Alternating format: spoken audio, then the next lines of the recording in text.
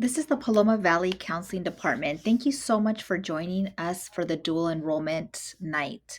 Today, we're going to be going over the dual enrollment program at Paloma Valley High. We do offer courses through Mount San Jacinto. This is going to be information for spring 2026 and also for fall 2026. So, thank you so much for watching. Let's go over dual enrollment. This is a brief overview. Dual enrollment is when a student is enrolled in high school and college at the same time. Students that are enrolled in college will be able to take college courses offered by Mount San Jacinto College. They are offered at the Paloma Valley campus during the school day. The courses are taught by Mount San Jacinto College professors that are also high school teachers. Students are able to essentially start their bachelor's degree while they're in college. They will be earning a college transcript and college transferable credit. There are many prerequisites for these courses, and we'll go over that today. This is such a wonderful opportunity for students to take college classes. We do look at students' overall GPA and student study habits to determine if they're a good fit for dual enrollment, and we will give you information on that as well. It's just important to know that students that take college courses while they're in high school must earn grades of C or better, because not only will that be reflected on their high school record transcript, it will also be part of their official college transcript for bachelor's degree, and it will be reflected when the student goes on to complete their master's, PhD, or more. If a student does earn a grade of D or F while they're in high school and they're taking dual college courses, they cannot repeat those college courses until they get to college. So, dual enrollment traditional is when students are taking the college classes on the Paloma Valley campus during the school day. They are taught by the high school teachers. Each semester, MSJC will post their course offering. And if you click on the link here, you can find the schedule of classes for each semester, the format. Our format here at Paloma Valley High is face to face, meaning that students will go into a classroom where they will be taught by the professor. If you look at the schedule of classes, there are also other classes that are not offered, and those classes are classes that are face to face, there's online anytime, and then there's online real time. And then you can also look at the different courses to find out details of the course, the units for the course, and then transferability as well. So, what are some reasons that students should consider taking dual enrollment college classes while they're in high school? Here are just a few of the reasons listed. Students can earn college credit, essentially start their bachelor's degree while they're in high school. It does save time and money because the classes the students complete while they're in high school will be courses that you do not need to complete in college. It costs a lot less money to take the class through dual enrollment than it does when you're at the university. Students do pay a small amount while they're here in high school each semester, and that's paid online.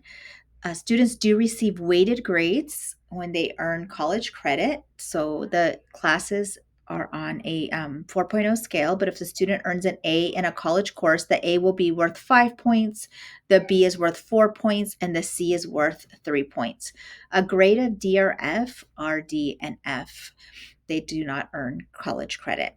If a student does earn a grade of D or F, they will have to wait till they go to college to repeat a class. The college courses that we offer transfer to the UCs, Cal State, independent colleges, private colleges, out of state colleges, and more. If you have questions about the transferability, you can look up that college's website and you can find out if it does transfer, but more than likely it will because of the transferability contract. This also helps you to stand out on your college application when you're taking harder courses, rigorous courses while you're in high school. And again, the classes are offered during the school day on our campus. So I know students are so excited about taking college classes and working on their bachelor's degree, but there are a few things to take into consideration. This is a college course, so the class will be harder. The student will essentially complete a year of classes in 18 weeks. So it is a faster paced course. It's much more rigorous. Okay, so let's review what it takes to be a college student. You will be in a class with a college professor, although you may know that professor because they're also a high school teacher, but during that period and that time, they are your professor. Both students and parents will sign an agreement, and that agreement states that the student and the professor will communicate directly. Parents won't be able to call the professor to check on the student's grade or to hold a parent teacher conference because this is going to be the responsibility of the student. The student is acting as a college student. So, students, if you're ready to take a college course, then you are a student who is checking their email on a regular basis, a student that is a self starter and takes initiative, a student with good work ethic and steady habits. That includes coming to school every day on time, communicating with your teacher if you're going to be out, your professor. The same rules of independent study do not apply to the college courses, so students need to communicate directly with their professors. If you have the ability to communicate well and email your teachers, follow up on those emails, checking your grades, attending tutoring, and reaching out for help when you need it, then you probably are ready to take a college course. Students are responsible for their own success in dual enrollment, again, meaning that you must get to class on time. You must communicate if you need help. You need to go directly to the professor. If the professor gives you recommendations on tutoring and reading or other things, then you need to really make sure that you do those things. Okay, you have to learn to advocate for yourself, asking questions, and then taking the steps to complete the recommendations that the professors give you. Again, this is such a great chance for students to be exposed to real college coursework. This is going to prepare you for the university. It's also going to give you a taste, a little bit of experience into how fast the courses go and how much work is expected. They are semester long courses, so student will complete an entire course in a semester. They're faster paced, more rigorous, so maturity is definitely needed. Okay, so if you are interested, this is what we will be offering in the spring and in the fall. Okay, in the spring of 2026, we will be offering for seniors only English C1001, Critical Thinking and Writing. The prerequisite for this course is the students must have taken C1000, which is freshman composition, with a grade of C or better. Juniors and seniors, we do offer Psychology Human Development 103. If you're a student that has a TA or a peer tutor or an open period, third or fourth period, this is a course that you can go into. Juniors and seniors, we're also offering Math 110, which is pre-calculus. And this course does have a prerequisite. Students must have taken and passed Math 105 college algebra. Students are able to take up to 11.99 units per semester. All courses must be approved by the school counselor, and we'll go over those steps as well. So, here in the next slides, we do have this information. English C1000 used to be called Freshman Composition 101, but it now has the course codes are all the same at all the campuses. It is now called Academic Reading and Writing. This is a 3-unit course that is transferable to the Cal States and UCs. Critical Thinking and Writing is now English 1001. It is a 3-unit course and it is transferable to both the UC and CSU. Psychology 101, Intro to Psychology, is now Psychology C1000. It is CSU and UC transferable and it is 3 units. Psychology 103 is still Psychology 103 Human Development. The course codes and names will be changing because all of the colleges in California will have the same course codes eventually. This is a 3-unit course. It transfers to both Cal State and UC. College Algebra 105, it is a UC-CSU transferable course. It is 4 units.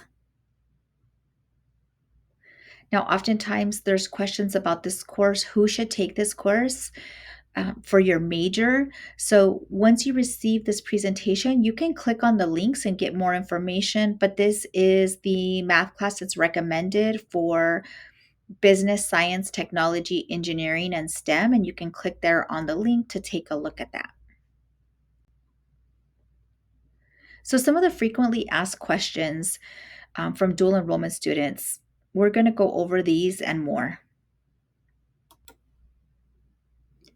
Some of the questions that students ask during the dual enrollment night. May I get a recording of the live? Yes, of course, we are re-recording because we had some technical difficulty. So all students and parents and guardians will receive this recording. Okay, additional questions included. Does dual enrollment count for university or just college? Dual enrollment does transfer to CSU's UC independent colleges. If you go to the website assist.org, you can also look at the transferability of courses. If you go to the university that you plan to apply to their website, and you search for dual enrollment courses or college courses while in high school, you can find additional information. What is the difference between concurrent and dual enrollment? That's a great question. The difference between concurrent and dual are high school courses that we offer on our campus during the school day. Concurrent enrollment are courses that MSJC offers that are not offered on the Paloma Valley campus. So students used to take classes outside the school day. They would take classes online anytime or online real time if it's offered outside the school day. Students can talk to their counselors to find out more about concurrent enrollment opportunities, but we do have a new alternative credit policy. So there are forms that students need to fill out to request to take those courses. Students cannot take courses to accelerate. For example, students can't take English, math, science, social science courses, and other courses outside of Paloma Valley, and then have those replace the courses that students take here. So all students are required to take their English, math, science, and social science courses here on the Paloma Valley campus. Okay, is this for any grade level? Is another question. Great question. So dual enrollment for Paloma Valley starts in 11th and 12th grade. Okay, so the English classes are for 12th graders, seniors only. And then math. For the math, students have to successfully be on track to complete Algebra 2 or have completed Algebra 2 both semesters with a C or better. Okay, for psychology, those courses are for juniors and seniors. And then will this replace one of my classes? So if a student's taking the college level English their senior year, that's going to count as their English class. And if they're taking the math, that will count towards their math classes. The psychology are college prep electives. Okay, we have another question. And this question is from a student asking, what's better? Is it better to take AP courses or better to take dual enrollment courses? This is such a great question. And the answer is that it all depends on the student. Some students prefer to take advanced placement courses because they want to spend an entire year covering the material. Some students have told me that they feel like it gets them into more depth, and they feel like they have a better understanding of the material, and that really helps them to prepare for the university. Some students prefer dual enrollment because they're not good test takers. So some students feel like there's no end of the year test in dual enrollment. And so some students prefer to be in the class showing their work. So it all depends. As far as admissions and how the college sees it, we have asked the UC directly, and they do not prefer one over the other. So it's all what's going to be the best match for the student. For admissions purposes, one thing that I have seen is that our students are compared to what we offer on campus. So they cannot compare students to courses that we don't offer on campus. So students can't be held accountable for not taking a specific course that we don't offer. But for admissions purposes, a well rounded student is a student that takes a combination of advanced placement and dual enrollment courses. Now, it all depends on availability as well. So, some of our students that have not taken an AP course or an honors course, those students will have priority into dual enrollment when there is a wait list. And students that have been successful in advanced placement, we always encourage them to continue into the advanced placement program. If I get a bad grade in my class, will it affect my high school GPA? In dual enrollment classes, yes, that will be posted on your transcript and it will affect your GPA. And very important to know the students taking college classes are working on their bachelor's degree, and that will be part of your college transcript. And so it's so important to know that that can affect you in the future. It can affect you for financial aid. Another thing to be aware of is that students that go into dual enrollment classes and then they drop the course because it might be too difficult, they will receive a W on their transcript. The W is not part of the student's grade point average, but it is important to be aware of those. If a student in college gets too many W's, it will affect their financial aid because there is no trial period. You can't go into classes and you can't just try classes out and then drop them when they're too hard. Okay, so this is important as well. If you're a student with an IEP or a 504 plan, those IEP and 504 accommodations are not automatically put in place for these dual enrollment classes. In order to have your IEP or 504 considered for these courses, students would have to go to the website listed here.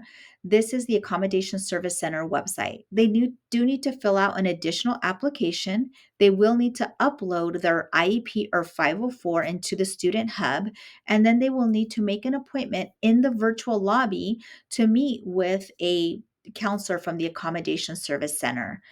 Once, if their accommodations are reviewed and if they are approved, then that will be listed in the student's college portal. And each semester that a student takes a class, they will have to go in there and they will have to put their 504 or their IEP into action. But once a student meets with the Accommodation Service Center counselor, they'll give them specific instructions on how to do that. But just be aware that they're not automatically implemented. Okay, so we do have some additional questions. Do you have to qualify for dual enrollment or can you just sign up and take the class? Such a great question. So we do see that you need to be a junior or a senior. You do need to have Algebra 2 with a C or better for math. Okay, and then there are prerequisites for some of the for the English critical reading and writing.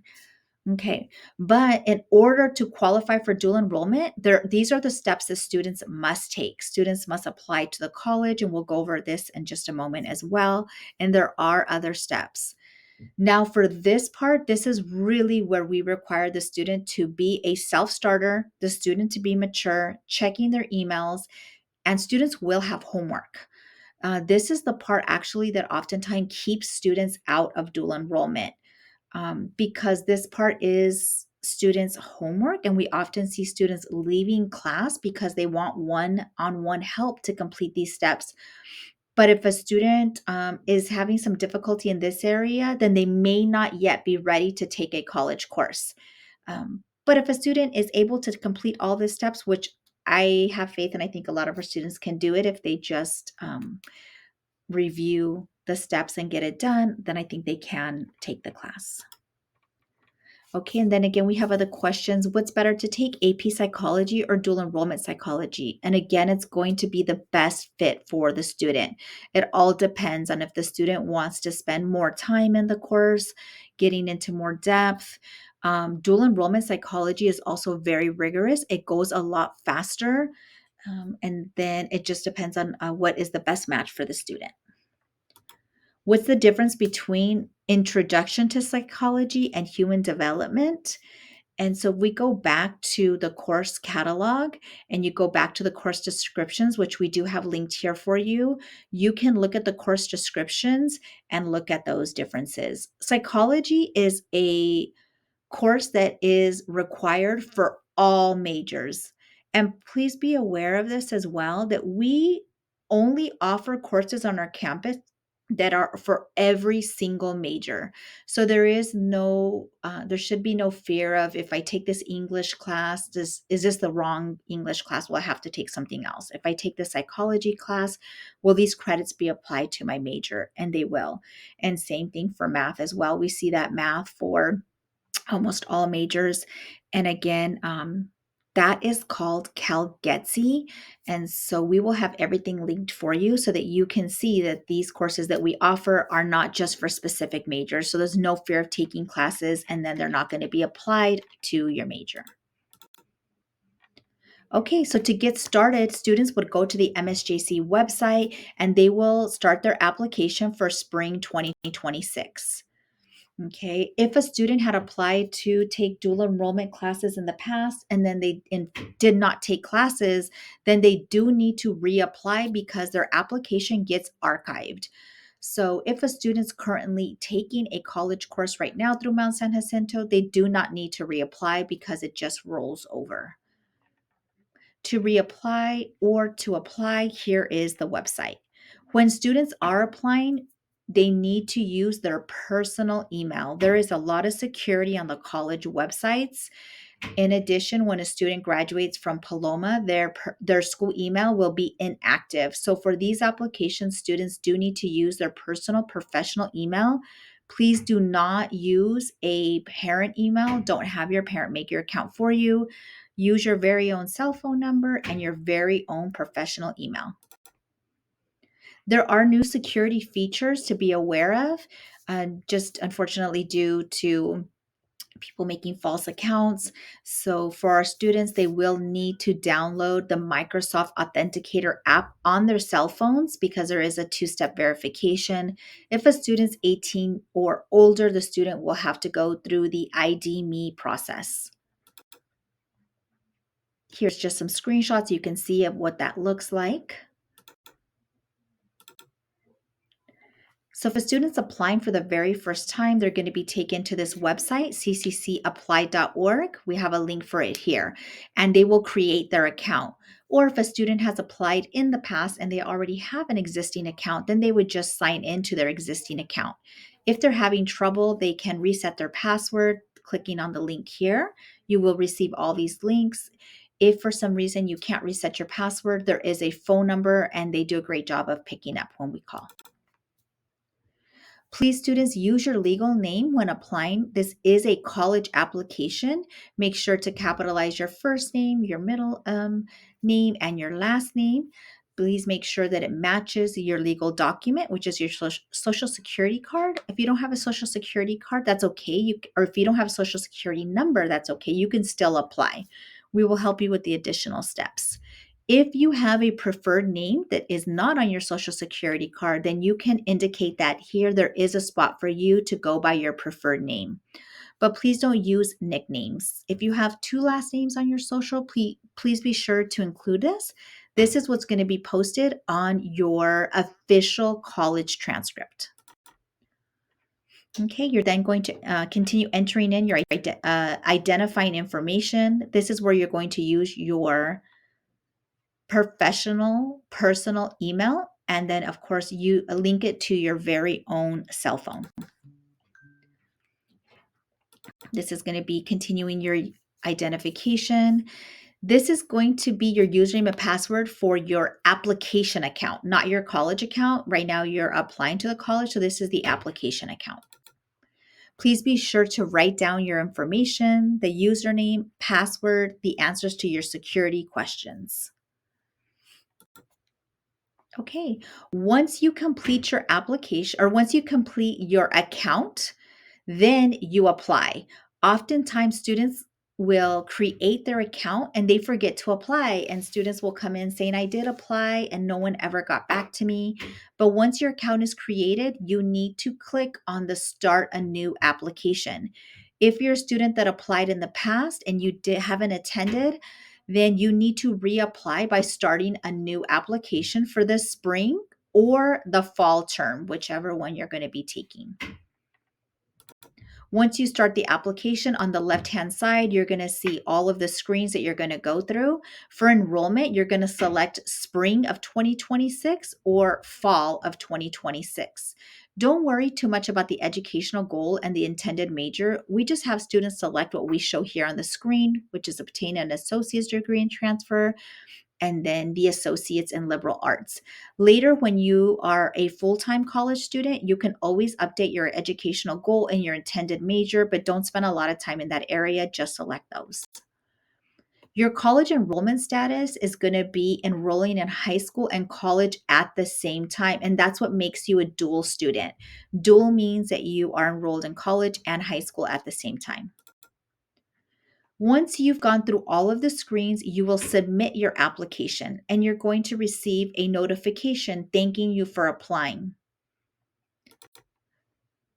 After you submit your application, in 24 to 48 hours, Mao San Jacinto will send you an email with your MSJC ID number, with your username, activation, and more instructions on how to activate your code. Be sure to check your spam. Oftentimes, students will come in saying, MSJC didn't email me. We'll go through their email and the email is there, but students haven't checked their email. They haven't followed the instructions. So please be aware that college students are those students that are self-starters, that are checking their emails, that are able to read and follow the instructions listed here. This is a sample of what the email will look like. It will come from enrollsvcs@msjc.edu. Once students activate their account, that account is called self-service. The student will be able to log into the self-service app, and they're going to be asked to complete the orientation. So here we see that when students go to the MSJC website, they can actually go to My Apps, and My Apps has everything there, including self-service. They'll log in to self-service. Okay. Again, this is how they could go to the website and activate their account. Okay, this is a look at self-service. Self-service is where students are eventually going to go to student planning, and that's where they're going to be enrolling in classes. That's where they're going to be waiving their fees in the future, paying their fees. Everything is online through self-service. A lot of students want to come into the counseling office, to pay their fees, or they want to go in person to MSJC. But please be aware that everything is through the apps. Once a student is logged into and activated their self-service account, they will navigate to the New Students tab, and this is where they will be able to complete their online orientation. All students are required to complete the orientation. They're going to be watching a video, and they're going to be answering questions on what they have watched. Once they've completed and submitted their online orientation, they will be cleared to move to the next step. The next step would then be that the students can navigate to MSJC, My Apps, and they will log into the Dual Enroll app. The Dual Enroll app looks like the one we have listed up here on the right-hand side. If you look at the O in enroll, there's a little circle with the graduation cap. That's the Dual Enroll, what the Dual Enroll app looks like. Once the student has done these steps, they would log into their Dual Enroll app. On the left-hand side, they will select Spring 2026 or Fall 2026, and they're going to click on High School. At that point, the courses offered at their high school will be listed here, and then they're going to request a class that they want to take. This request